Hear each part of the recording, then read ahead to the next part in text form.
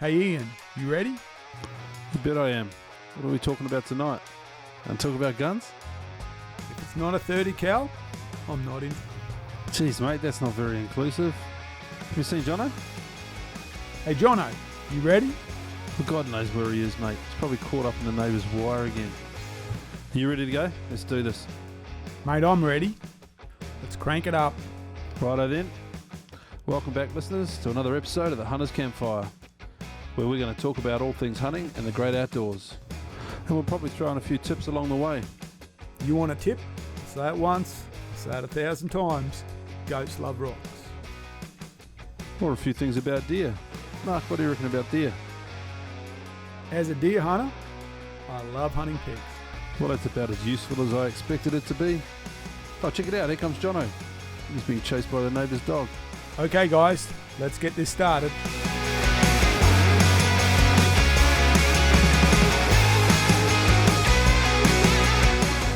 Welcome to the Hunter's Campfire. Pull up a chair, get comfortable. It's time for the Hunter's Campfire.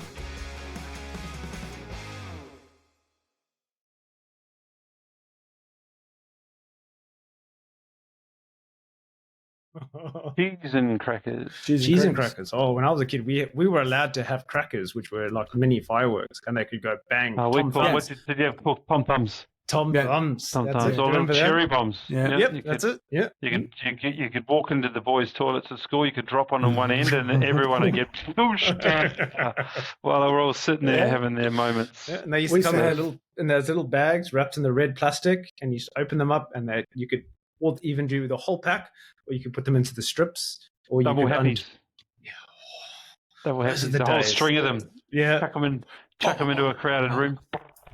We used to have cracker night when we were kids. Yeah, That's well, what it used to be called. So we used to celebrate Garforks. So which yeah, is that's obviously it. a It used British. to be called cracker night. Totally. Yeah, and Before the world was taken over by commercialised Halloween.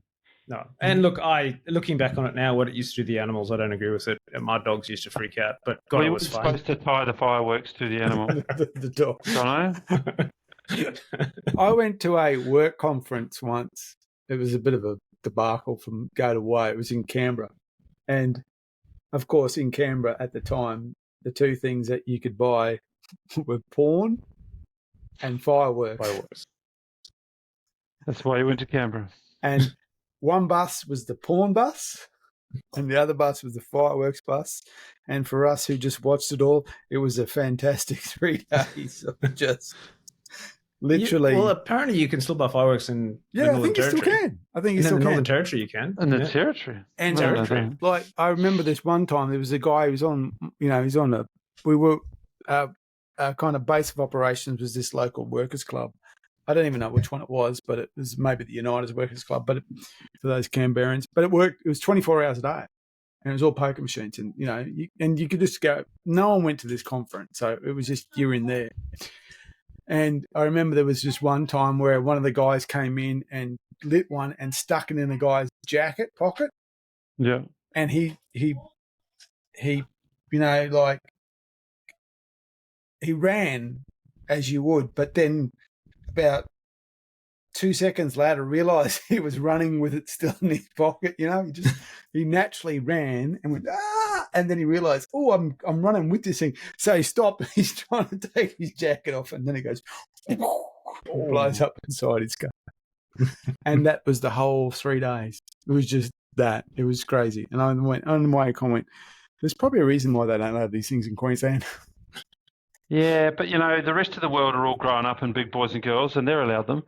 I was at the Brandenburg Gate in Germany for New Year one year, and it was the most crazy New Year I'd ever been to, and probably will ever go to. And it was just millions of people all cramming into the park under the Brandenburg Gate, and in this part of Germany, well, in all of Germany, they're the most orderly people. Like, we were there in winter, everything was snow, so everything was crisp and clean and beautiful, and lines were straight, and architecture was brilliant, and all of that sort of stuff. And we were walking along the street one morning, and this big black Mercedes pulled up, and a man in a coat got out, like a trench coat got out, and it was on the phone, and he literally got out to pick up a piece of rubbish he saw on the road as he drove past, and then he got back in his car and he carried on. Like, they're very proud of their country. Until New Year's Eve came along. And then it was like their alter egos showed up.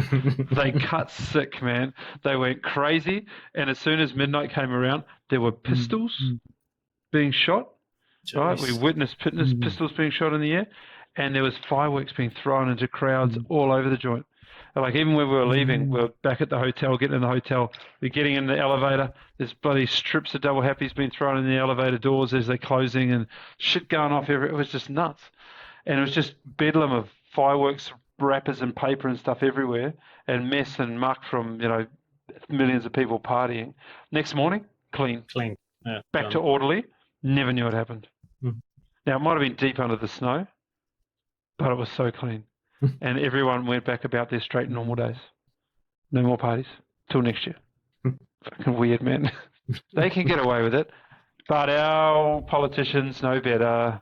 They like to ban all the fun things in life. So, to them, I was in Sri Lanka for a wedding just after the civil war ended, and they got paid once a month type thing. And one night we were out walking between the resorts that we were staying in, and it was the paid day, and so there was just AK, literal, and I mean real AK-47 fire was abound.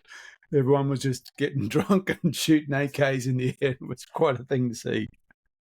You go, okay, and they're just letting it rip. They would, and the next day it wasn't clean. It certainly wasn't clean. It was pretty scary, but it wasn't clean. Tough one. Well, we're off and running. What else is going on? How you going, fellas? Good. It's a bit wet outside.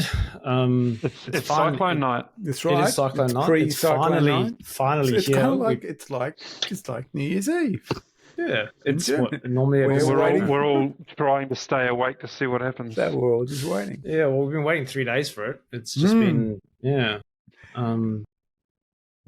I mean, it's funny because there's all these memes about North Queenslanders handle cyclones like this, and so people in South ECQ are running around. Most people I'm not going, when is this thing coming? I've got things to do. I want to be going somewhere. I just want to prep work. It's like they said it was going to be here yesterday. Where is it? They're angry that it hasn't turned up. Yeah, my flight's home. I've been away for a week, and my flight's home got delayed or cancelled. Seems like I could have just gone home. Yep. Because I'd be there. I wouldn't be there yet. No, I would have been due to take off now. So it's starting to get a bit hairy down there. It's kicked off tonight. So yeah. You could drive home though. That's what I said. No, OHS work, blah blah, not happening. Good. I'd like to as well, but anyway. So I'm in Sydney, held up in this wonderful establishment overlooking Darling Harbour, and I'll be here for a few days, waiting for the rain to stop. It's crazy. Yeah. School closed on Thursday and Friday. They could have gone to school yesterday. And I don't think they're going today. I don't think they're going to go Monday. They're not going to go Monday. I don't think so. No. We're under a work from home directive. We have been for the last 3 days, and Monday again. Although it's been absolutely fine.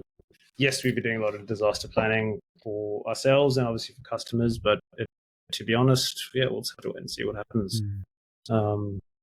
The eye of the storm is forecast to come straight over my head, which is probably not a bad thing because I think if they're saying the worst of it's going to be south and west of the eye. So, but there's no reason why I couldn't have another wobble and move 20 k's further north, and I'm screwed. But I do feel for everyone in its path. I know the Gold Coast has been smashed. I've been talking to friends. They're saying it's got pretty nasty down there. I've seen lots of reports of trees down and things like that. So yeah, look, it's not great.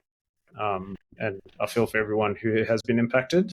And I'm also concerned about what it's going to do to the red raw because it might change things up a little bit if you think about it. No, I think so. I'm thinking about it. Tell me why. Tell me why you think that. It's just gonna there's going to be a lot of rain. It's going to push animals out, push animals up into high country. There's going to be, and not just from an animal's perspective, but if you think about what for us, is it going to affect access? Is it going to affect, trying to get into gullies? Is there going to be road washouts? Is there going to be, landslips, things like that? All of that is possible. It's. I think it can change quite a bit. I really, really do. It can change certainly it'll change the place that you're going. Like you say, access can be a problem. We'll just wait and see what happens with that. And it is close. It's not that far away, so the cleanup will take a bit. So yeah, I mean, I was talking to Stag's still going to get his end away. That's right. Yeah, Stag's not going to get. That's right. He's not going to care about the rain. Girly girl's going to turn on, and Stag's going to be Stag.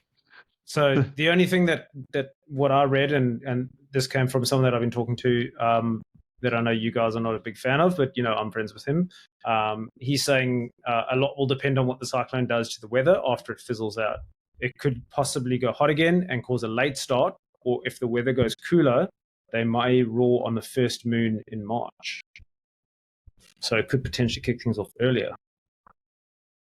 So yeah, that's a very nice east way. It could change it, but it might not. But it could. No one knows what's going to happen. Like Alfred. Like Alfred's been hanging off the coast for 3 days, and I've been waiting for it to happen, and it hasn't. Alfred's not waiting for someone to come into Estrus, right? The weather kicks things off. Last 3 years, it's rained, significant rain at the beginning of the year, and this is the latest one that we've had. So, like 2022 is when we had that February floods. End of Jan, yeah. Last year, I was near washed away hunting. It certainly does change the landscape. I mean, the place I hunt, they've had major landslips. I was actually looking at a landslip last Thursday that had grassed over, and it looked like a track, but you could tell it was a landslip because you could see all the dead trees. But last year it was pouring down rain, and they were bellowing and snorting and carrying on. But they were up high though. They didn't come down onto. No, they did. Last year they came down. The year before they didn't. And I think they don't come down because it's raining. They come down because the girl's there, and if the girls aren't there, they go where the girls are. I don't know. I think their little, the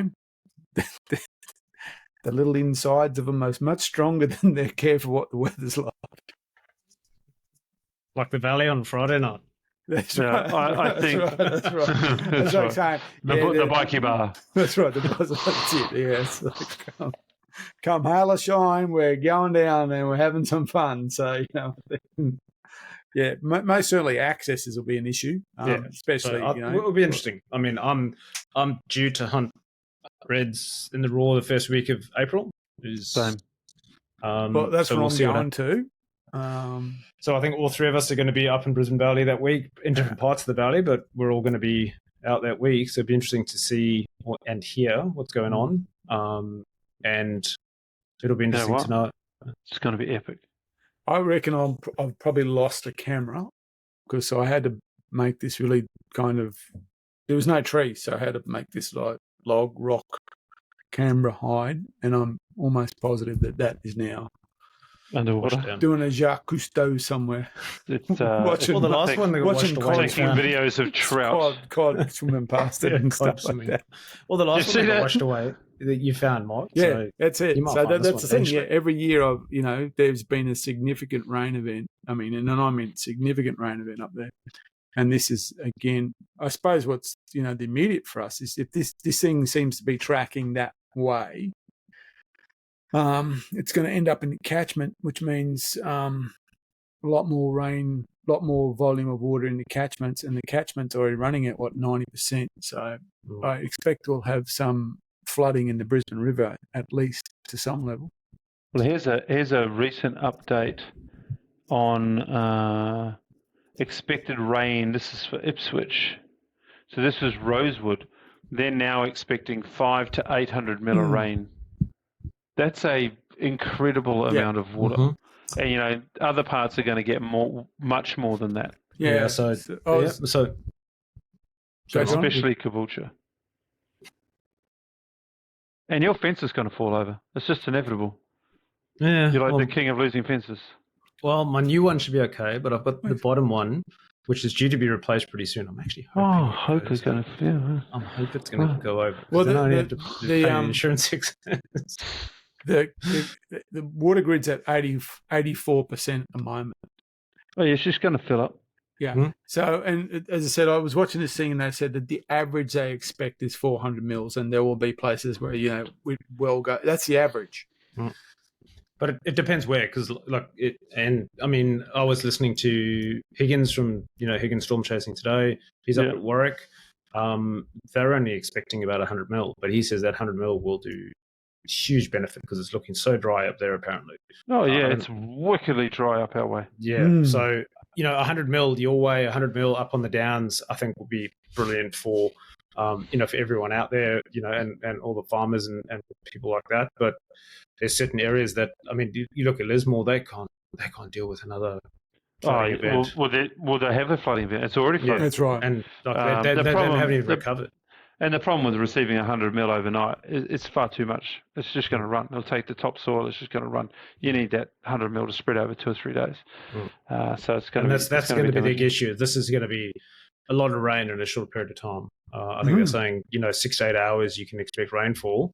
400 mil over 6 to 8 hours. That's ridiculous. Crazy water. Yeah, it's crazy water. I know. When was it? Was it 22? We had that tropical low that came down. Yep. And I think we had just under 1,000 mils, over 2 days. That caused devastation. That's what went on to flood Lismore and Grafton and places like that. So, that was crazy. We had over 1,000 mils here, and they had 1,700 mils up on Mount Glorious, which basically is what pushed the Nogra Dam over, as in over the spillway, which flooded Ashgrove and all that stuff. That's where it came from. So that kind of event's not that unheard of. But we've done as much. If I haven't been able to bring it inside, it's tied down. I've charged all my torches. We've got about 150 litres of working water. Got about 60 litres of drinking water. Fueled up both cars. Got gas. Got 3 Eskies. We've done the same. Yeah, we've brought everything inside. Been investigating the Blue Eddy again. This is a hunter camper's time to shine. That's right. I was actually looking at my Blue Eddy, and there's a battery that they sell now. Oh, it's the expansion pack for it. No, mine won't run an expansion pack, but I can buy because I don't have the expansion pack insides. Didn't you get the same as mine? Nope. Oh. I didn't need it. I didn't need to power a coffee cart. So I didn't go the barista model. Barista model. So yeah, but I can run the battery as a battery, and the battery's like 800 watt or something like that, watt hours. So because I use watt hours, so I've been thinking about a longer power pack, and I've been looking at a Dometic 50 litre fridge. They're good, the Dometic fridges. I've got one. I've got the 75 dual, which is great. They are very good fridges. I've got the 35 litre Waco X previous, and it's plenty big enough. Yeah, well, I've got the it's a 40, but it's basically the same size as a 38. So it's a good shape one, the ARB one. I was just thinking for a second one. I'm just thinking. Yeah, I've got the Dometic chilled now. I've got one side as the freezer because I don't want to lose my meat. So if we lose power, I'm going to shift as much as I can from my deep freeze into the Dometic. I don't want to waste. I don't want to be like you, and lose all that buff and red deer and fallow that I got in there because I still got your backstraps. You're only going to be out of power for. Yeah, I'm keeping everything in the freezer. I'm keeping everything in the freezer. In the deep freeze, I'm just going to keep it closed. But I've got my EcoFlow charged up. I've got my other battery charged up. I've got my camper charged up with the 2 lithiums in the camper. I've got everything. I've got tons of water. I'd like to think we're prepared. The one thing I did want to get, which I didn't get round to, and now is sold out everywhere, is a generator. I thought, well, I wanted to get one next week. I know it's going to be bargains on generators. Yeah, Marketplace will begin because I thought, well, we need one for the territory. So yeah, I reckon next week will be Marketplace.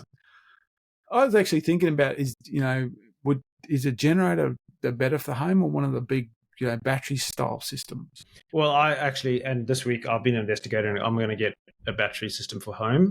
For the solar. For the solar, yeah, I'm going to do it. Have you turned your solar off? I haven't. Yep. I've been reading about it, and apparently a lot of there's conflicting information. Apparently the more modern systems you don't have to turn it off because the inverter manages it. No, itself. Not worth the risk. The risk is that it gets damaged and you can't see it, and so it starts to function while it's damaged. That's the. Oh, so it's pushing power. It's pushing current down. Well, it could create current up there without you, and so I did the shutdown as soon as it went dark. Because tomorrow, I was asking Hendo the same question, and he's like, "Oh, why wouldn't you?" To his point, why wouldn't you? It's not generating anything at the moment. That's right. It's dark. Your storm's coming overnight. Save your solar system. Turn it off. That's it. So mine's got like a 3-stage, so you can, you got the switch box, then it's got the inverter shut down, and it's also it can isolate the cells. So it's got an isolator. Yeah. So I've isolated. So I've done click, click, click, and basically you reverse it, turn it back on. Yeah, and that was my feeling. Tomorrow, if it's going to do what it's going to do, it doesn't matter. It's not going to, so it's going to. But I'm going to invest in the batteries for home, I think. Well, I'm investigating the best option for Jono because I'm also keen. I'm battery ready. I just haven't convinced myself. Will it? You know how at the moment, will a battery run the house if the power is blacked out? If the mains is out, yes. No, well, that's hang on. Yeah, this is hold on. No. There's a yes with a but. There's two types. Well, there's more than two types of system, but the systems that are only up to about 3 years ago, if the power is out, they lose all. So the solar doesn't run your house. The new systems that have come in, we were lucky enough to get one of those. It runs your house first, and if you lose power from the grid, you can continue to feed your house. Yes. But you can't feed stuff back to the grid and get your rebates because your power it's cut off. Correct. Right. Yes. So it depends on how old your system is. But the modern system, like Jono said, you shouldn't have to turn them off in power surge storms because they're protected. Might as well do it anyway. Save your asset. But yes, you can feed. If your power goes out and you've got sun, it will run your house. And if it's nighttime and you've got battery, it can run off your battery. And a lot of people are upgrading their inverters to the new inverters to allow that to happen. Keep your panels, keep all that. Yeah, you need a hybrid inverter. Yeah, well, our inverter's not. It's a few years old now. It's not that old. Yeah, you need the hybrid inverter. And then be able to do that. Yeah, so I bought the new Fronius one. Yeah, that's what we got. I'm pretty sure the Fronius one that's 2 years old didn't do it. So we bought the new Fronius one, which is a square, not a rectangle. Oh, okay. So we've got a Fronius Primo. Yeah, I can't remember. Yeah, this is a Primo something. Yeah, I don't know. It's the model. It's a square, not a rectangle one. So that's what I'm investigating at the moment, is trying to get some batteries. Just I have a feeling cyclones this far south are going to become more regular, and I just think it'd be good to be able to run off batteries. If you've got the Primo, you're right. If you've got the Simo, you're wrong. I got a Primo. The Simo, if you've got it's got the fan in the centre. Don't know. It's just got Primo written on it. I literally looked at it 15 minutes ago when I went and turned it off. And then I'm looking at the same. Yeah. Anyway, Primo should have it. Oh no, hang on. No, there's Primos in the other model too. I don't know. Of course there is. You'll go figure it out. Consult a specialist is all I can say. But that's what I'm doing. I'm Springer solar at the moment. I'll let you know. I'm keen to hear all about your learnings. I saw something funny on Facebook I'd like to share very briefly. It was about floods, so it was kind of linked to this conversation. And it was a guy asking his insurance company if his vehicle was covered for banging into animals. To which his insurance company said yes. And I scrolled down, there was a photo. They said, why? What animal did you bang into? He said, a fish. And there was his car underwater. I thought that was pretty good. Did you see that video of the guy almost losing his car down at Currumbin? No. Yeah. Yeah. I saw that one. Yeah, it's a Subaru, and it just gets boom, and it spins. And he's running to it, and the kind of camera goes somewhere else. And then the second later, he's driving out. He's managed to start and drive out. That's been crazy. The surf. I mean, 12-meter swells off the Gold Coast. Yeah, it's 16.9 recorded off Cape Morton. Yesterday, which kind of makes 16.9. Should have gone fishing with Adam when we had a chance. That's insane. Yeah, and they reckon it'll get bigger. Yeah, that's tsunami-sized waves.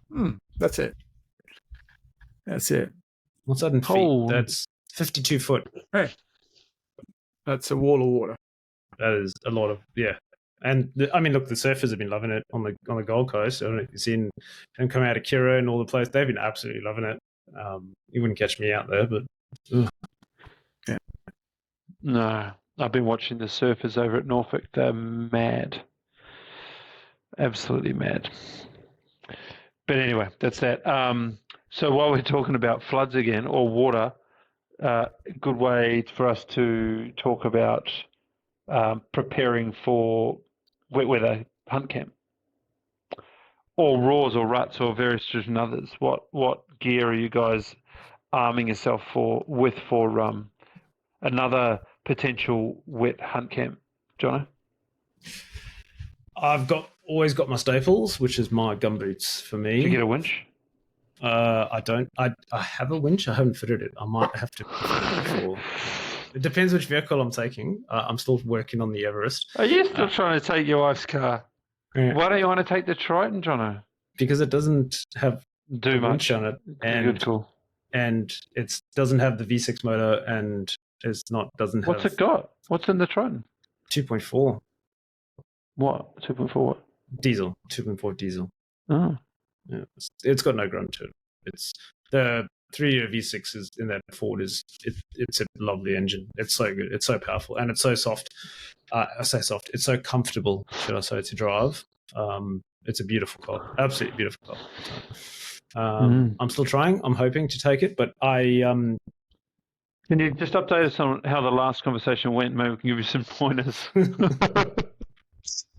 No, I don't know. It was. Didn't you almost roll your Triton the last time you went? And I was like, yes. I love it. Yeah, this. I don't need to see someone take that kind of beating. It's like, please stop. I'm really interested.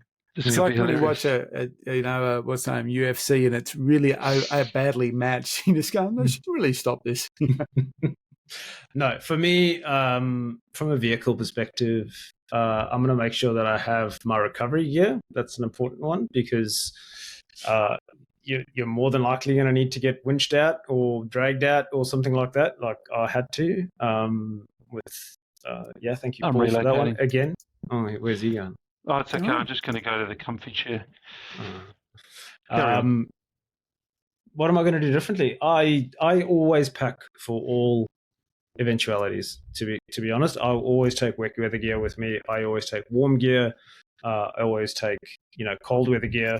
I probably pack too heavy, but I like to be prepared. I've been caught out too many times, so I'll always take, especially Nundle, where the weather is so changeable. You never know what's going to happen. I'll take thermals. I'll take a pair of gumboots. I'll take some wet weather gear. I'll take some warm weather gear. I'm always prepared because you never know what's going to happen. So that's me. And if it's raining really, really hard, I'll probably leave the Lupo in the bag and take out the Tika. So that's probably the other thing for me. Any updates to wet weathers? No, I'm pretty sorted. I've got the Huntec jacket, which is awesome for wet weather. That jacket is amazing. So no, I don't really need to upgrade anything. That keeps me nice and dry, the Huntec gear. And then I may, depending on what walking I'm doing, I may just change my boots out for a pair of gum boots. I spend a lot of time shooting and hunting in gum boots in the UK. They're great in wet weather. They're not good for walking Ks and Ks, but for mud and things like that, they are fantastic. I always take a pair of gum boots. I have two pairs. I have I suppose a fair weather pair, and I have got a really cold weather, -15 pair of muck boots that I've got. And I probably don't use the muck boots very often here, but I did in the UK. But I always take my warm weather ones with me because they make such a difference. There's bubbles coming out of you. And you're doing bubbles. It's that look of There you go, contemplation. you're doing them again. That's a thumbs down.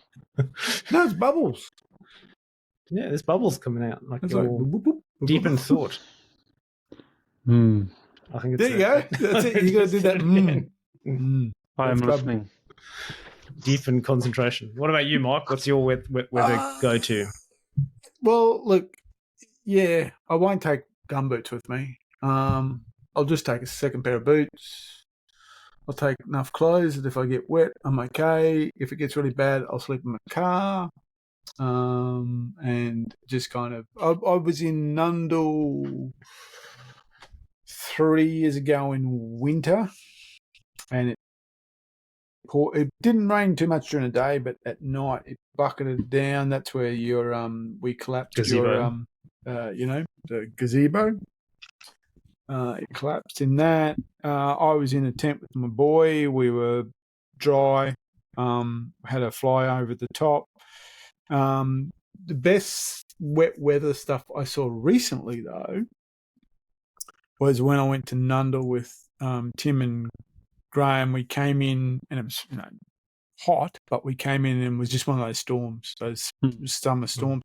And Graham's got those on his camper trailer, the equivalent to a bat wing. It's not a bat wing, but it's a copy of a bat. So it's the 270-degree awning, but he's got the walls on it as well.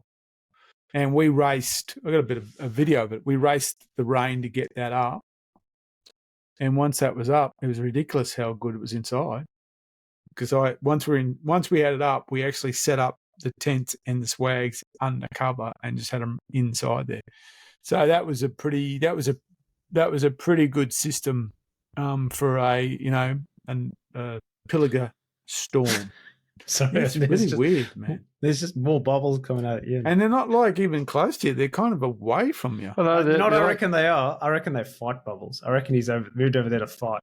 Yeah, that's weird. So yeah, but from gear, I've got a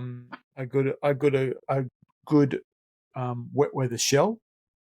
I don't usually like lined wet weather gear. I'd rather just have a shell and wear over and take off because you just get so hot.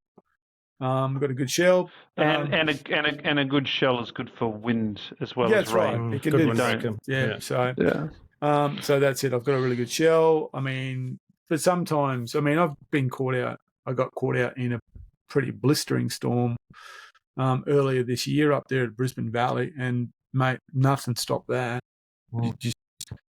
In the end, I had to get down into a gully in a creek below because the lightning was crashing down, and it was a little scary standing there underneath trees holding an iron rifle in your hand. And I was wondering if I should actually stash my rifle somewhere away and get away from it. But in the end, I was using it like a tent pole, and my tarp was destroyed and stuff. But that's when it hits hard enough, it does what it does.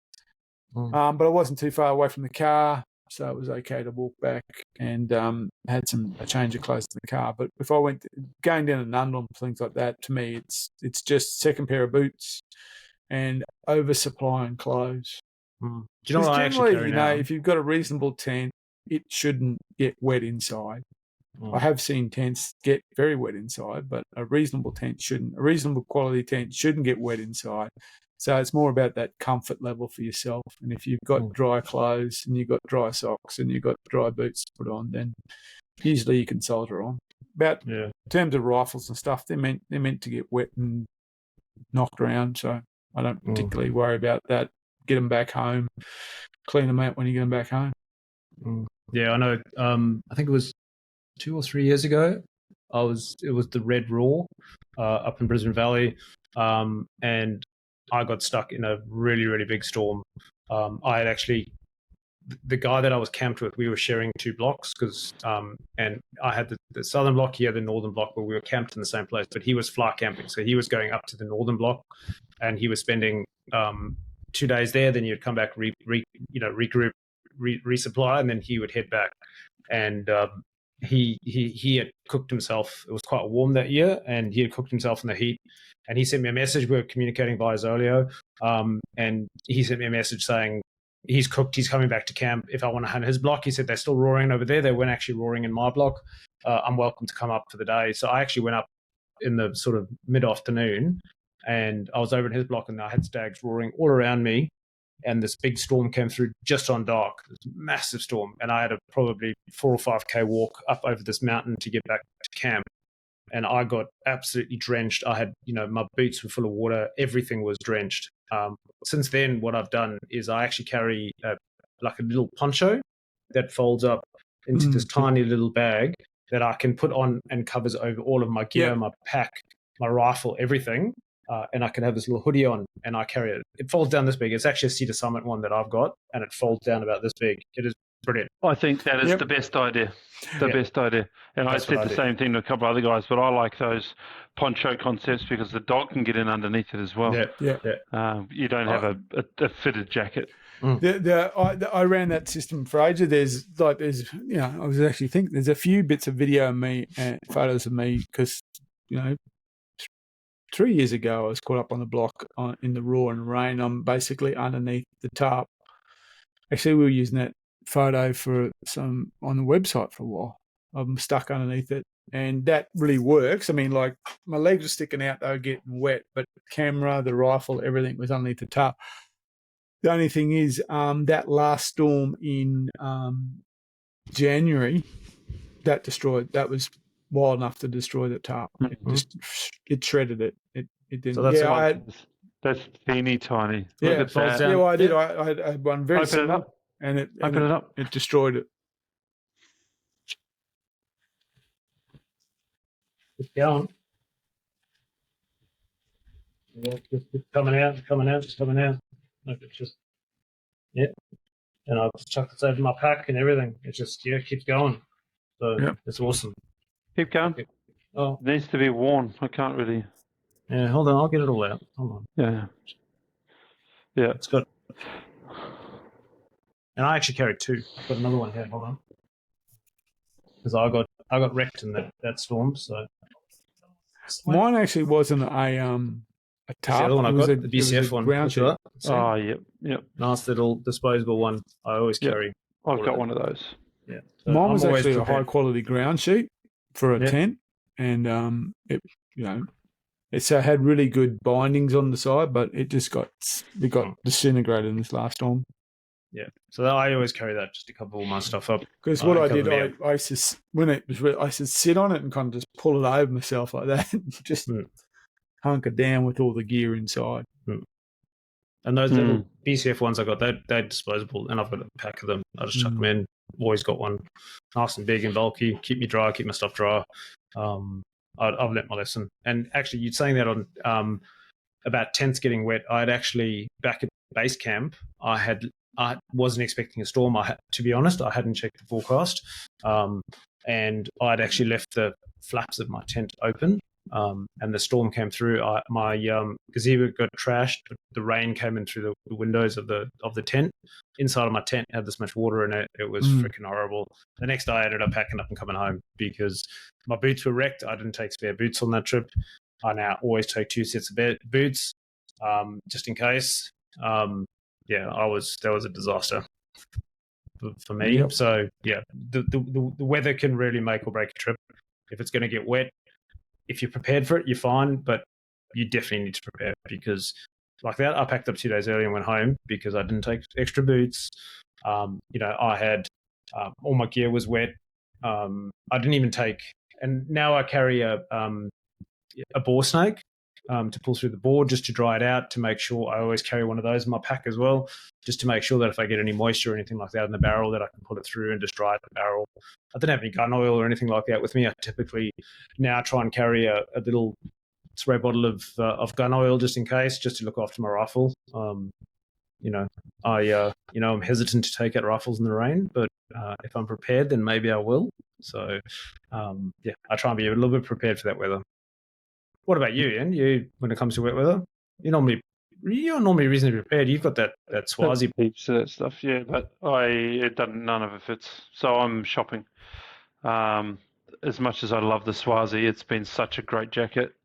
It's too big, so that gets moved on, and I'm now likely to pick up a Huntex set of gear. I think I like that jacket that you got. It's modern. It's the right features in it. It's nice and long. It just seems to be the goods. And as much as I love the Swazi, its downfall was its weight. Like, it's a big bit of gear. Yeah. And like the modern technical fabric these days rolls down a lot smaller. So I would almost opt to leave the Swazi behind. And, it was more of a wet weather in camp, or if I was going to leave in the rain, I would be wearing it when I left. So I had the Swazi and I had a pair of Hunter's Element. I think they were Eclipse pants. Actually, there was something else. Anyway, the Eclipses, the warm weather ones that we've got. Yeah, no, they were the wet weather. I can't remember what they were. Odyssey pants. And they were really good. They came with over-the-shoulder suspenders, so that they were designed to just pull on over your boots, pull on over your whatever you're already wearing, and in Nunderlof, and that would be thermals and whatever pants you're wearing. And then these would go over the top of it, and you just throw the suspenders on. You don't have to worry about them staying up or not with the belts or being fitted, because the suspenders did that, and then the Swazi went over top. And I've been in some wicked storms in that setup and never ever got wet. So it was great, but a bit too bulky. So I'm probably going to lean a bit more on the newer gear, the technical stuff, to allow me to carry it. The newer technology, the Huntex stuff, etc., is just so good because it folds down so small and it's so light. And with the Tatonka packs, these Tatonka packs that we're working with have got the meat shelf between the pack and the frame, which also means that you can just loosen off the pack and stuff your wet weathers up underneath there and then tighten it down again. So it takes no pack space to have your wet weathers all put in underneath there. And the other great thing about that is if it's wet and you're soaking wet, and then it stops raining, you want to take that off, you can just stick those wet clothes up underneath your pack, and you don't have to stuff them in your dry pack with all your dry gear. So kind of, the modern hunting equipment has, changed the way that I would shop for that stuff. Regarding boots, man, it'd be something pretty special for the rangers to get waterlogged. You'd have to be stepping in water and it would re-rain over your ankle for that to happen. And I still run those neoprene, I guess you call them gaiters. They're not gaiters, they're gravel guards, or almost a sock guard, but they're a neoprene. So that makes the Ranger boot, come halfway up your calf. And no, that's not waterproof, but it seals tight around your boot. So if you do step in a river and it goes over your boot line, for the small amount of time that you're hopping over that river, you're not getting water in the top. The neoprene saves that. So I feel like I've got that sort of thing covered out. Around camp, though, gumboots, for sure. The old red band gumboots, they're great. Just a short gumboot that you can plug around camp in the mud and the slush if you've got to. That saves your boots, and they're easy on and off to go in and out of your tents and campers and all that sort of stuff. So that's all pretty good. But yeah, that's pretty much me. It's a shell, like Mark said.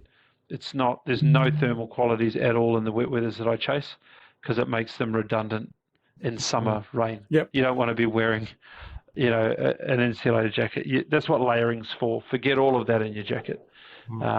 Get a shell. Get a good quality shell. Yeah. And that's what's good about the new technical stuff. I had a Ridgeline Torrens, and that was an old style Kiwi jacket. And that thing could take anything, but it was heavy. It didn't roll up. The new stuff just folds down to nothing. It's designed to be layered, and that's all you have to do is just layer it. Yeah, and I've got this. This is not a hunting jacket, but it's a jacket that I bought just for around, I just chuck it in my pack. It's a wind jacket. It's a whatever. It's a Mountain Designs or something like that. And they literally not as small as that one that Jono's got, but I mean that's a very waterproof jacket, and it's without any effort. It's pretty teeny tiny. I've got exactly that jacket, but it's probably about the 20-year-old version of that one. And it's the one I use around the house when it's pouring down rain, because it's one of those ones that goes down to your knees, closes the whole face up. You can just get in it, and it's you go clean your gutters out if you have to. That's right. It's what it is. It's the super rain jacket. Yeah. So that's kind of it. Really only needs to be those couple of things: the jacket, the pants.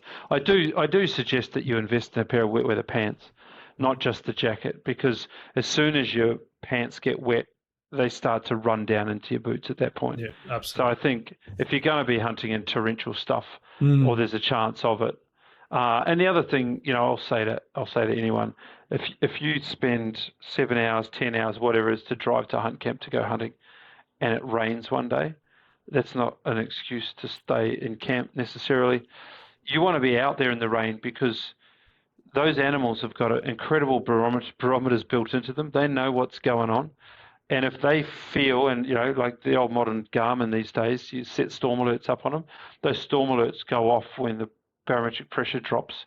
Well, guess what? Those deer feel that, right? So they know, you're coming up to the last couple of hours of light, and they sense that a storm is going to come in sometime shortly. They will be up and feeding before normal to make sure they get a feed in so they can go for cover in that. So if it's raining and you're watching the radar and modern tools these days, again, you've got your Starlinks or you've got your whatever, and you can watch the map and you can see that rain's gonna stop. If you're Johnny on the spot out there at that point in time when the rain stops and you got 2 hours, those animals are going to pop up and move, get their feed. They should have been feeding around that 3 o'clock mark anyway. They're going to get up and they're going to feed as soon as that rain stops, or just before it, whichever. So the guy out there that's prepared with the right rain gear is going to be the one that's going to see the action, my opinion. It's like fishing. I find I get more bites in the rain because the fish can sense it. They know what's happening. They know rough seas are coming. For me, there's normally a bite before the weather turns. It's the same with deer, because they know they've got to get a feed in. So the saying that I heard recently that I've parroted more than once in the last fortnight is, there's no such thing as bad weather. There's only such thing as bad clothing choices. Still Conley. Is it? There you go. Unless it's Cyclone, what's his face? Well, there is Alfred. no. Then maybe just stay inside. I'm calling Alfred a hoax. I think it's big box retail trying to milk us for all of our money. Wow. Okay. You go tell the people in Northern New South Wales big box retail just smashed their houses. No, I'm joking. I am joking. It's a hoax. It's not a hoax. I'm joking. Let me just stand the team down now. Okay. Well, I guess sure. It could be a storm in a teacup, is what you're saying. Yes. Could fizzle out. We'll see. For Brisbane, anyway. Maybe not elsewhere. All right. Let's move on. It's raining here too, Mark. Yeah. Well, I can hear a siren somewhere. So, that's probably here. Oh, he's in Sydney. There's always people getting shot. Sirens going up everywhere. Maybe. You can see it now. Maybe someone spilled their tea. The W. Maybe someone spilled their tea. Let's talk about a couple of different listeners that have made some comments and thrown some questions at us. Mark, do you want to talk about the first one? We're going to. Shane Cox mentioned he loves listening about us talk about gear, so we've just done that for Shane. So there you go, Shane. Yeah, buddy, that segment was for you, mate. That's it. There we go. Half an hour of gear talk. Was there any other gear that he wanted to hear about before I asked move on? him. He just didn't. Though I suppose let's jump the shark and say I'll ask a question. Ammo choice for the raw, is it the same as the rut? So are you shooting same ammo for fallow as you are shooting for reds? And what ammo are you shooting? And is there anything that you do differently with your ammo because of the wet weather? Since we're talking about the wet weather, storage, looking after it, doing anything with it? Is it just ammo? Don't know. You guys answer that question. Yes, I use different ammo for different animals. I use 150 grain game heads, Psycho game heads for fallow. Actually, I use it for everything, pretty much. But if I'm chasing a red stag, which I will be, I'm upping that to 170 grain super hammerheads. I just want a heavier projectile. It probably doesn't have the same velocity once it hits that animal, but it's going to punch it hard. So I'm just looking for that bigger pill for a red stag. I want to smack those shoulders and I want to knock it down quick. I just think I want to level up. But that's pretty much all I'm doing with it. If it was a red doe, a fallow buck, a fallow doe, a bunny, it's getting 150 grams of game head straight at it. Neighbour's cat. Yeah, I love those rounds. Those neighbour's cat. The Psycho game heads and the super hammer heads have been such a great round. Yeah, for me it depends on the rifle. So my 3006 does not like the game heads, but loves the hammerheads, the super hammerheads. Mine does not. I cannot shoot the 170. The 170s. Sorry, I can shoot the ones. I can't shoot the 170s. I shoot the 180s. So I shoot 150s, 180s. So I take all of that other statement back. The 170s it hates. It just I'm clover leafing 150s and 180s. I can barely keep 3 rounds on paper with 170s. I don't know what the hell goes on with them. Yeah, so with my 3006, so the Lupo, I've zeroed it with, I was initially shooting the 150 grain super hammerheads. And then, I don't know if you remember, we went to the range that one day and we both tried the 180 grains and I couldn't get a good grouping, so I went back to the 150s. Sure they weren't the 70s? I could get groupings of the 80s, not the 70s. No, 180s for me just wouldn't group in the Lupo, but the 150s, beautiful grouping. And I don't tend to change rounds. I tend to shoot the same rounds because I like consistency. I like to know what a round's doing, and I like to know that my zero is spot on. But in my 308, I'm shooting 162 grain Psycho. What have I got? The power heads, I think they are. The Psycho power heads, 162 grain. I like a slightly heavier bullet in the 308. I find it shoots better, especially with chasing red stags. And then I've got the 150s in the... Using the 308 instead of 3006 for the stags? I'm not sure. I prefer the heavier bullet for the red stags. So I'm thinking I'll probably carry the 308 for the red stags, and then I'll carry the 3006 for fallow for the 150 grains. Yeah, I don't know yet. Maybe I should carry the Lupo. I actually haven't shot a deer with it yet, so I should probably. Don't tell Beretta. Oh, I've shot other things, just not a deer. So yeah, Neighbour's cat. Neighbour's cat. Oh, I've shot foxes. I've shot all sorts of things. So I just haven't shot a deer with it yet. But we'll see how we go. But I'm 308's a much smaller round for. It's the same caliber. It's a 30 cal.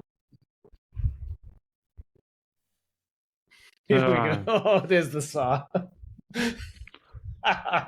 Oh, here we go. It's the same caliber bullet. You okay? It's the same. I can see Mark's disappointed. Disappointed. It doesn't have anywhere near as much powder sitting behind it.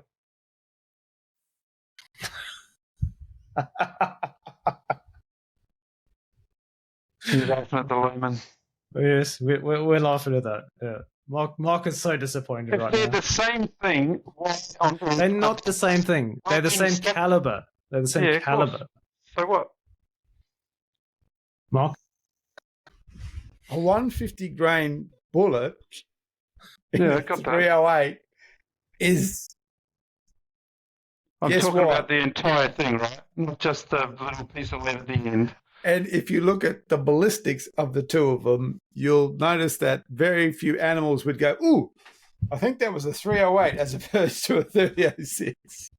Well, you don't think it's... it makes a difference, but I mean, it's like, it's sure? like if I got your finger and I hit it with a 5-pound sledgehammer, and then I went to an 8-pound sledgehammer, do you think you would be able to tell me, oh, sorry, that was a 5 and that was the 8? Or would you go, oh, look, my finger has exploded out? Well, I don't know. Is it that small? Or is it like if you get hit by a Land Cruiser 300 series, do you know the difference between getting hit by a Prado 250? You know? Your friends might know, like, oh, there he goes. But I think for you, it's going to be like, I just got hit by a fucking car. I thought it would be more like getting hit by the Land Cruiser or Jono's Triton. No, that'd be a fair. There's a fair difference between that, yeah. Or maybe it's like, it would be a fair difference between that. No, look, there is obviously ballistically a difference between the 3006 and the 308, but that ballistic difference really comes into a play as you get longer. And it can also carry more. So technically, for instance, with the 3006, you could shoot a 220 grain. Very hard to shoot something out like that out of a 308, but you could do it. So generally, there, in terms of felt effect, the difference between a 308 and a 3006 on said red deer, I'm sure if you got an old Topsy and you did the full, you might find slight differences. But in terms of lethality and damage and all that stuff, they're pretty close within 300 yards. Very, very close.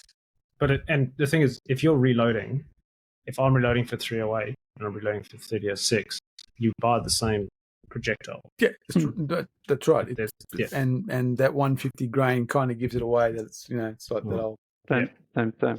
Yeah, but it's just that my 3006 is zero. It pushes it a bit harder. That's all it is. Yeah. My 3006 is 0 to 150 grainers. If I went with 180s and it was grouping really, really well for that, that is an amazing red deer, especially red stag cartridge. I think 3006 probably shot more stags anywhere than any other caliber. It's just my 3006 doesn't like the heavier bullets that I've got at the moment. I'm sure if I experimented with some other rounds, it would shoot just fine. But my 308, I know shoots really, really well with 162 grain. And interestingly, the Normas 162 grain and the Soccer 162 grains, pretty much I have the same point of impact on both. I can interchange them. I've tested it and it's fine. So, which is good. And I actually found exactly the same with the 9.3. The Sarcos and the Normas, they flew to the same bullet weight, flew to the same point of impact, which is pretty good. So I can interchange it if I want to, which is cool. So so yep, keep going. So I was literally going to try and find a comparison so I can tell you the difference in feet per second on the same bullet out of the two calibers. Have you found it? I'm looking. I'm still working. Okay. While you're looking, answer the second question, which is, because I feel sufficiently ridiculed. I need to move on. You're deeply wounded. It's all your fault for asking the questions. Okay, it's Stuart's fault. What do anything in bad weather looking after rounds? For me, for rounds, not really do I do much. We spoke about weather gear earlier. The only thing I might do is I've got the Bush Edge rifle cover that I put over mine in really bad weather. But for rounds, well, no, that's what I said. For rounds, I don't do anything. I might just dry them off. I don't like to have them wet, but otherwise, very robust. Yeah, I follow safe storage practice, and then if they do get wet, I might dry them off. I often take my mag out of the rifle, and I keep that in my pocket a lot of the time, so that way I can keep it dry. So if it is raining quite heavy, I might do that, put it under my poncho or something like that. Otherwise, as long as they're dry, I just keep the barrel dry, keep the rifle dry where I can. The barrel's the important bit, and the scope. Yeah, and the scope. You can start a fire, can't you, with them? Oh, with it, yeah. That's cool. And you can dry them out in your hands at the same time. Federal. I'm just looking up federal. That's pretty cool that you can start a fire with. I never knew that. This must be like this composite. Yeah. I'm looking at it going, you can't do that. It's plastic. And then it said, and it's eco-friendly. And I'm like, oh. Well, yeah. So if I'm out there, pretty... if I'm out there and I get stuck on the hill and I'm cold and I'm wet, I might just. I'm repackaging my Psycho rounds in the Norma jackets and the Norma casings. Yeah. Ooh, that's cool. Norma might not like that. Well, too bad. I hear that. Okay, come on. Where are we? Need a 3006. I'm having Mark, you are opening the greatest rivalry in rifle cartridges, the 308 versus 3006 ever. Yes, I know that. I like both of them. So I'm an equal opportunity employer. Well, it started off with I thought that the 3006 would deliver a little bit more punch than the 308, to which I was then ridiculed, and to which Mark then ended the conversation with, it probably would hit a little bit harder, although it wouldn't make a difference. No, well, the deer would still fall down. It wasn't ridiculed. No, they're not. They are different. Yeah, when you said the calibers are different. Right. Yeah, okay. I used the wrong words. It's fair enough. So I'm going to use Norma Whitetail 150 grain out of my 3006 for red deer, because that's, if I don't use it on red deer, I don't use my 3006. Last year I used 180 grains, the Oryx, and they hit too hard. The amount of damage that did on that red deer was, not way too much punch in it. I mean, that, in what way? Well, I mean, you shot that buffalo in the head with one, and you saw it did to its head. Well, it didn't move to its... Well, but what it actually, but what it did to its head, not just make it not move, what it did to its head was, to a buffalo skull, it did that. So I just found that when it hit that red deer, the front end was gone, It depends where you hit it as well. It was a heart lunger, and it just... It was all just, inside was just soup. Adam. So I thought, no, it's too heavy.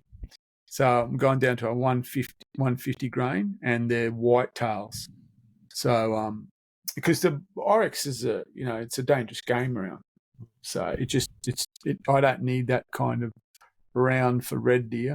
So I've got to a 150 grain white tail, which in itself is a very good round. I've used it to shoot pigs and goat, so I haven't used it on red deer this so far. So hopefully this will be the first red deer I take with it.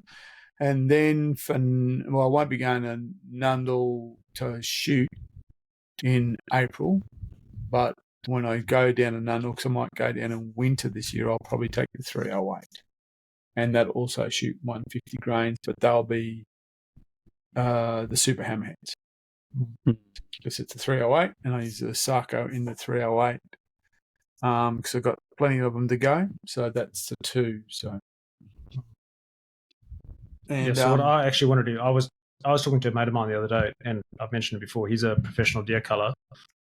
He shoots 308. That's his issued rifle, and which is a Sarco, and they get issued Sarco ammunition. But he shoots 120 grain Sarco blades, which is the power heads.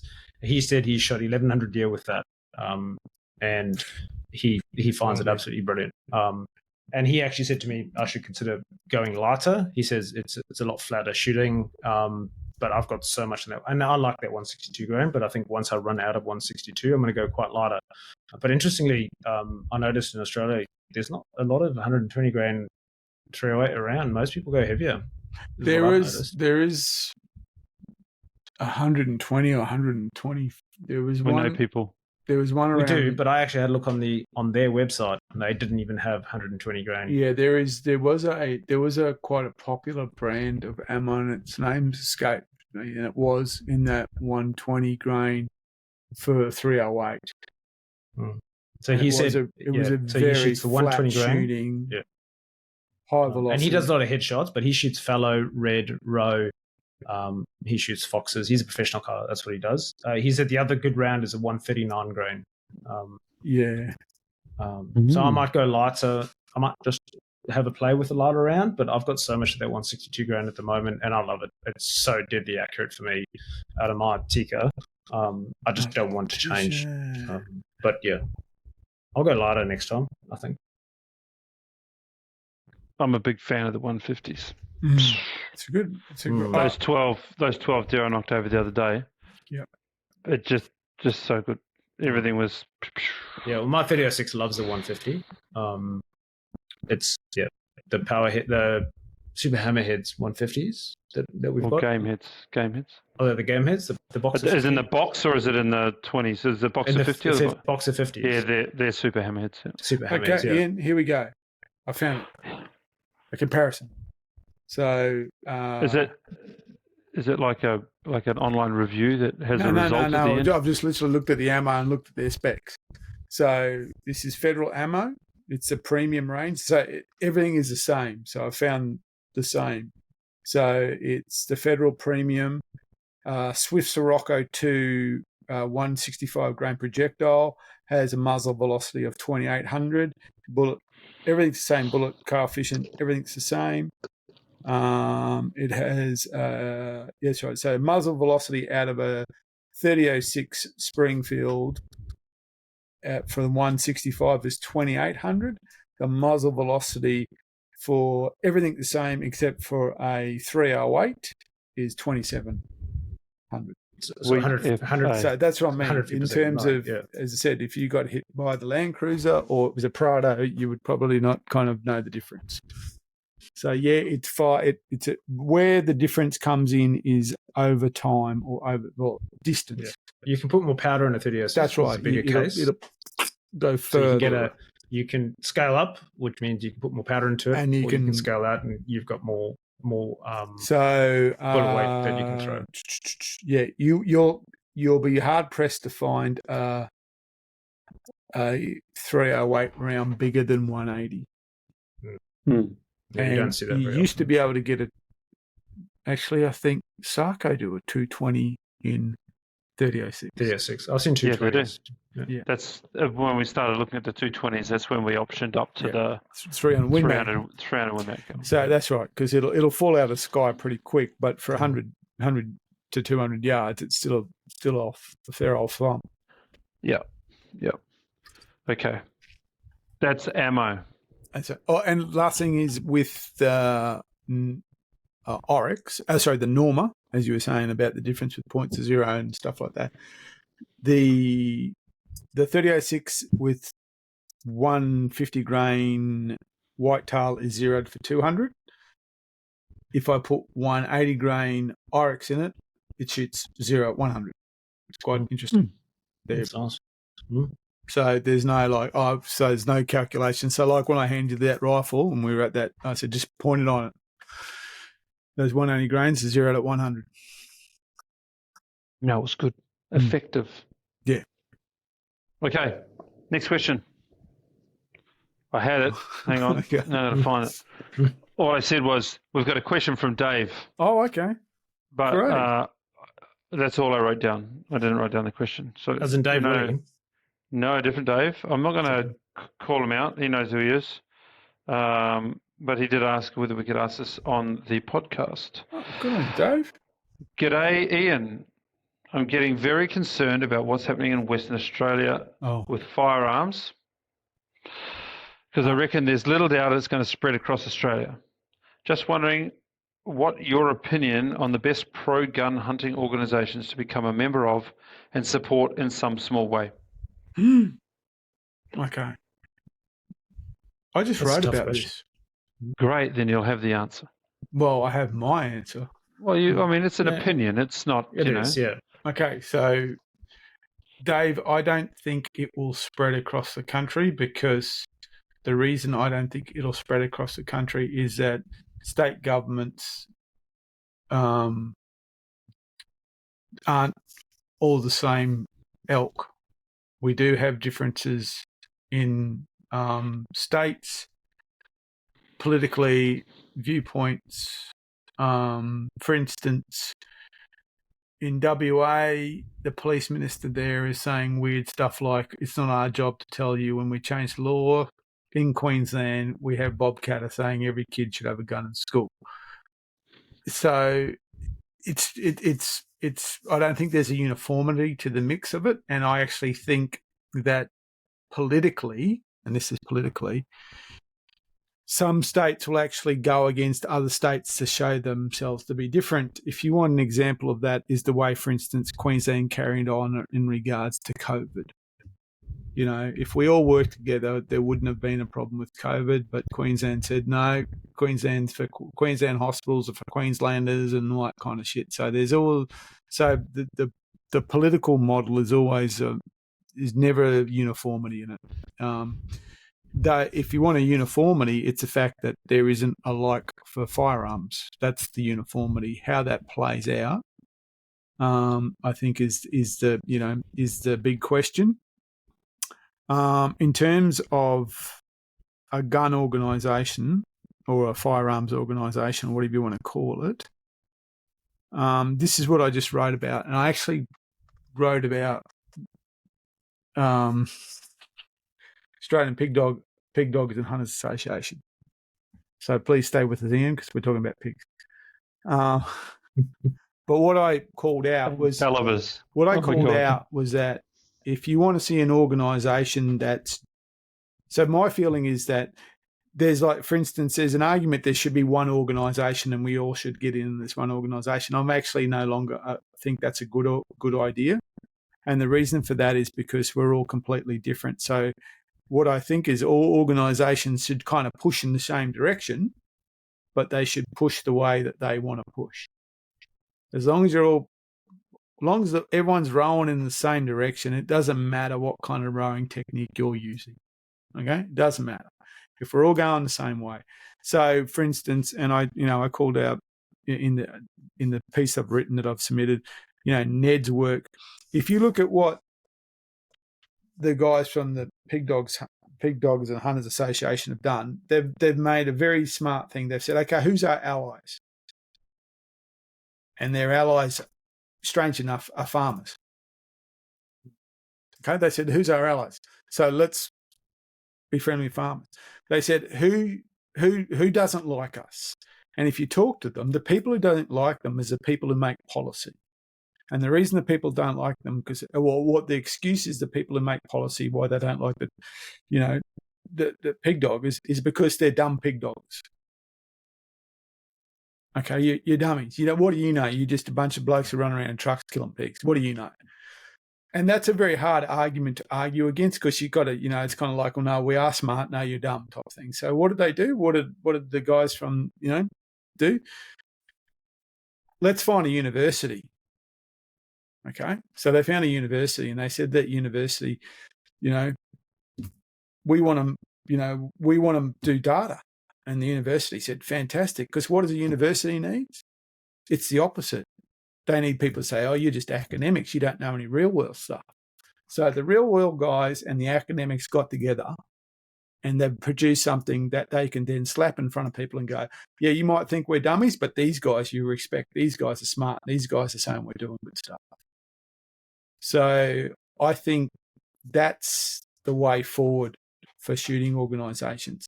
So I would suggest, if you want to join a shooting organisation, join one that aligns with what you want to do with your shooting. So if you're a practical long-range shooter, find the Practical Long-Range Shooter Association. If you're a deer hunter, find the Deer Hunter Association. If you're a pig dog, find the one that pushes the way you want to push.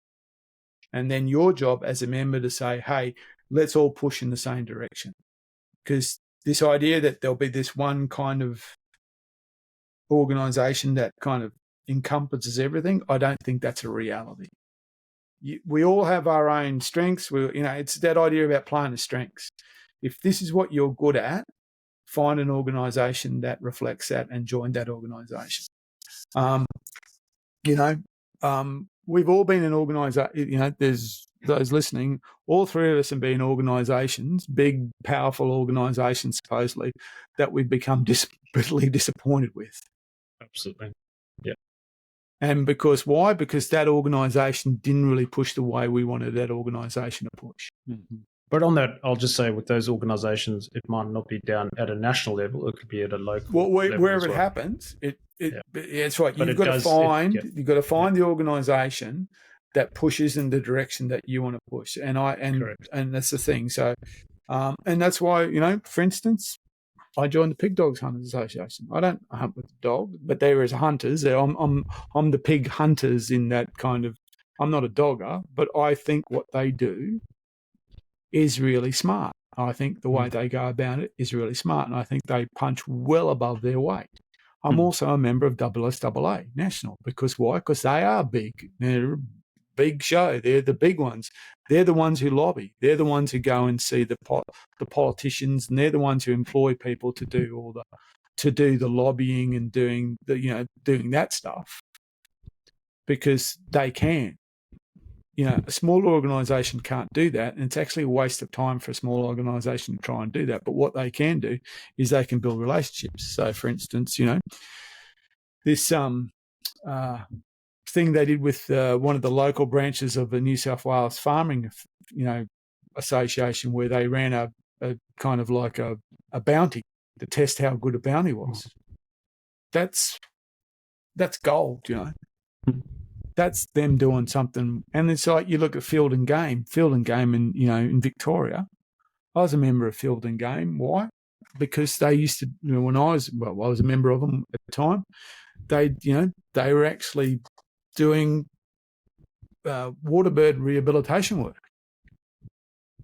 They were out there putting bloody, bird boxes in and all that stuff. So when someone said, all you want to do is kill animals, I said, well, we actually just help, do this massive bit of work. So I don't think that answer is there is a singular big organisation. I think you find the organisation that resonates with you and you become active in that organisation. Yeah, I'm not sure Dave was asking which is the biggest. No. I think he was probably more asking which ones you know of that push in the direction that we would like them to go. But again, there's three of us here, and the three of us have different needs from a hunting organisation. Some people join hunting organisations because they want access. Others do it because they've been hunters all their lives and they want to donate time and effort to an organisation that is promoting, sustainable deer management. Others want to join lobbyists that are going and talking to government. And, each one of these organisations will have a published set of, things that they're using members' funds for and what they're striving to achieve. It's in their constitutions. You find a club that suits what you want. And I've changed clubs a number of times. I was very much with one organisation, and then I just decided it didn't deliver for me as a paying member what I wanted them to. And rather than me bitch and moan and complain that they weren't doing what I wanted, I just got to go find a club that is. That's it. Because they're not going to change for a single member. No. They're not even going to change for 100 members. Yeah. If their organisation's constitution says this is what we do, then that's what they're going to do. So find that one. And there are lots of different ones out there. It would be amazing if there was a peak body. It would be amazing if there was one that could unite all and have that all-powerful voice. Man, it would be so good.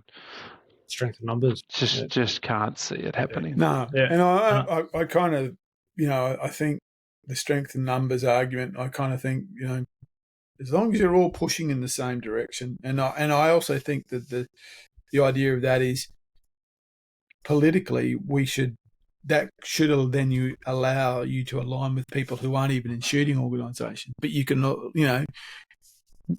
the great northern drama. That's right. Yeah. Exactly. We should be aligning with, the people who want a Fossick in state forests. We should be aligning with people who want to ride dirt bikes in state forests. Yeah. We want, what I want is we want access to public land. So let's figure, that's the kind of thing. I think that's where and then that allows you to bring industry in because, there's a dollar value in it. I think that's the bigger challenge. So for me, an organisation is really be an astute buyer, Dave. Do your diligence. Find out which one you like. Go to them. Talk to them. If they are doing stuff you think this is not for me, don't join them. You've got plenty of options. and don't be afraid to change. I think that's right, an important thing. Yeah, I mean, I was a member of, and I'm not going to say the name, but a branch of quite a well-known group, and we had some issues. And did the branch support me, even though I was in the right at the time? No, they didn't. They looked after themselves. They didn't look after their members. And for me, I felt very, put out by that. And I actually left that organization for a number of years, but then I actually joined a different branch, which had a completely different set of values and objectives. And it's a fantastic branch. So yeah, you don't always feel that you have to be aligned to, just because it's your local branch, that you have to be aligned to them if you don't agree with what they're doing and how they do it. I think that's important, is find the people that are aligned to what you do and what you support, and that way you're supporting a common good, because otherwise you're just not going to get on with them. Yeah, and there's also a difference between a business and a club. Like, they're quite different organizations as well.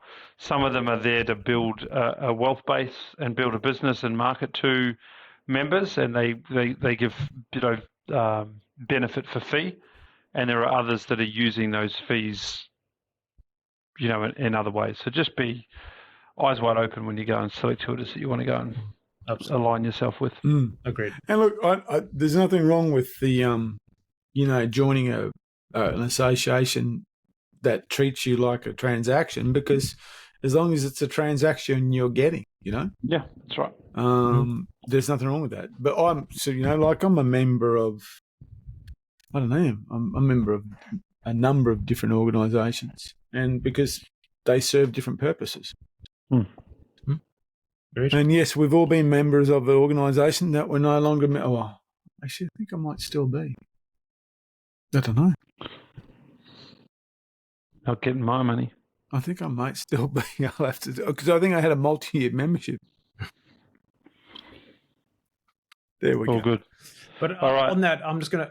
The last thing I'll say is that with regards to membership, and it's important to note, especially for public land hunting, if you're holding an R license, you need to have a membership of a club. HLA. An accredited hunting organisation. So make sure that the club that you select is a accredited hunting organisation, because you need that when you renew or apply for your R license, because that's why we have R licenses, is to go hunting on public land. So that's an important one to have as well. There's many of them out there, and a lot of people just join a club because they are an accredited hunting organisation. But my recommendation is find one that aligns to your values and your beliefs and what you stand for, and support that organisation, and you can use that to support your R license application. Yeah, let me just be very clear on something Jono said there, and that is, when you get your R license, to get your R license, you have to be a member of an AHO, and you have to remain a member of that AHO for the entire period of time that you have that R license, unless you want the R license to cease. Right? The second that you no longer have your AHO membership, your R license is invalid. So is your insurance, so is your right to be there, and you're now committing crimes with guns. You're not allowed to be in those parks if you don't have an R license, and you do not have an R license if you don't have that AHO membership up to date. And you have to show proof of that on renewal as well. Aware of that. Yeah, lots and lots of times you see, I did that lapse ages ago. I'm just rejoining it. You see it on Facebook all the time. Which is the cheapest one? I need to do my renewal. Well, the cheapest one will do that for you, but why is it lapsed? Yeah, and what benefit are you getting? It's what's the club's benefit from you doing it? Are they just doing it to get the membership, to get the money? Find a club that's benefiting you and you're benefiting them, and working for you. I think that's important. Otherwise, it's just transactional, and at the end of the day, that's not going to get where we want to be in this country when it comes to hunting. We want a club that stands for what we all believe in, and that's why we choose to support those. Yeah. Cool as. I think, and for that, I think Shooters Union. Yep. And AAA. If you're in Queensland, that's the two biggest ones. And a big thing there as well is, if you want to shoot on the big popular ranges, then you really want to be a AAA member. I think you have to be now, don't you? No, you just have to pay a lot more money. Yeah, so it's there's discounts almost available. 3 times as much to shoot if you know what I mean. Yeah, so or you just like me and buy the annual card, and then you just that's the fee. But I mean, I've been a double SAA member for many, many years. Shooters Union member and a number of other organisations as well. Yeah, I only need to be a member of one of them, but I'm a member of several because they all stand for what we believe in, and they all benefit and are driving towards a common good. Shooters Union. Yep. All right, next subject. Last subject. Buffalo Express. Mark, what is this? What is this all about? Oh, sorry. Yes, sorry. I was going to say, what are you asking me that for? We're going. Sorry, It's booked. We're going. It's booked. We're going. That's right. We are going. Has something happened I don't know about. No, the part 2 of the Shapui, as I like to say. Yeah, I don't think it's Pui. I don't think so. I have a French colleague. I'm going to ask him how to pronounce it, and I will record my it. wife, you've said that on the podcast. So my wife times. speaks French, and she doesn't say Shapui. You also said you'd make me biltong from my buffalo backstraps. That's funny. When have I seen you? And he said you were going to contact that guy from Meat Eater and ask him on too.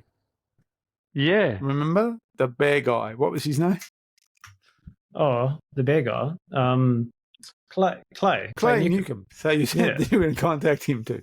So anyway. Oh, that's because he asked to be my friend on Facebook. Yeah, Clay Newcomb. Yeah. The real Clay Newcomb. Stand up. Yeah.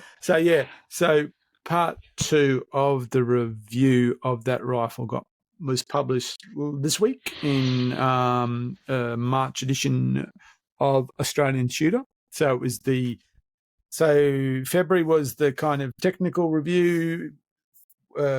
March, that's just been published, is the blowing up buffalo review. So it's shoot them in the head. It's a get ditch review. Yeah, they're a bit hard. Kind of hard to kick these ones in the ditch.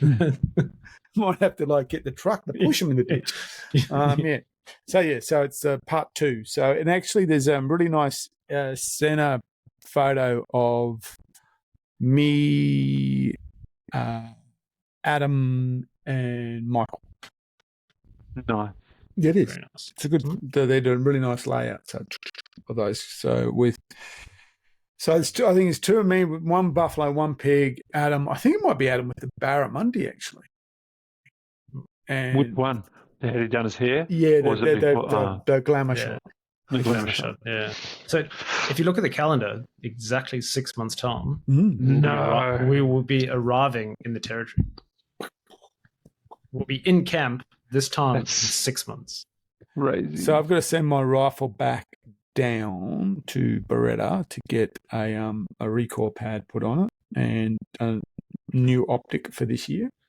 What optic are you going to put on? I'm going to get. Why do you need a recoil pad? Because how was the bruise, Mark? Well, 2 reasons. That was nothing. It was nothing. Let's go back 2 reasons. to that podcast. That was nothing. 2 reasons, and actually 2 reasons. First reason is that beautiful timber just got bashed around, and I didn't like that because you're just holding it that way, and it's not. And the second thing is, those rifles aren't designed for people to shoot with backpacks, and I'm hoping the recoil pad will give it a bit more grip on the strap. Got it. That's what was happening. Might make some less you bruising just on the kept arm. on arming it. Then I know the bruising. Oh, nothing to do with the bruising. Oh, no. No.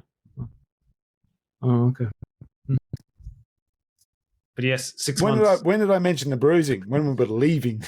Obviously, didn't worry about it until. So no, it's like your foot as well. And it's like on the first territory trip, you didn't complain about your foot, and then we got into that hotel room, and you had this massive hole in your foot. So yeah, fair play to you, Mark. Yeah, you don't bitch at the time, that's for sure. Yeah. It's there to kill stuff and have fun. Not complain about bad feet or. Anyways, took it all anyway. But no, that was it. I mentioned that in a review. Actually, that was one of the things I said. I thought the rifle needed a recoil pad because the timber stock has actually got a pad on it, but it's an end cap. It's another piece of timber, and it's really a lovely piece of timber. But, sitting in the truck, banging around, it just gets dinged up. Mm. So I want a recall pad to give it a bit more robustness when we're up in the territory. I can't wait for that trip. No. And John Bear Ripper. I'm asking Brett to get one of the little, the square ones, or the acro, what do they call them? Yeah. Mm. The aim points, the little square ones. And I believe that, part 1, and I don't know about part 2, but I'm assuming part 2, is Sharpwe are going to publish it on their website. Yeah. France? Yeah. Translating. And I might be going to France in December this year. To see Sharpwe? No, but I'm very much trying to make those two collide like the regulation on a barrel. I'm trying to regulate them in the Going to tune that one in, are you, Mark? I'm going to try and bring them together. So, yeah. Very nice. That's it. Oh. We've got friends who've just bought a farmhouse in rural France, as you do. And we're going to go visit them. And I'm going to see if I can do a Sharpwe Arms visitation while I'm there. So I thought that'd be really cool. That'd be very excellent. Mm. Excellent. Okay. We're done. Okay. I'm calling it. It's Cool. 11:01 here in New South Wales. It's still raining where you are. Raining and windy, I can hear it, that's for sure. Mm. Yeah. So tomorrow will be the D-Day. Tomorrow's D-Day. Or Hoax Day. Or Hoax Day, yes. International Hoax Day. Forever known as another moon landing. Yep, that's it. Which I don't believe happened. I believe that's all fake. But anyway. Yes. Yes. I knew it. All right. I'll leave it there. Thanks, fellas. Stay safe. Talk to you tomorrow with your snorkels. Yep. Glug, glug, glug. I hope you get back safely. Sooner or later. Thanks, fellas. Catch you later. Thanks, guys. See ya.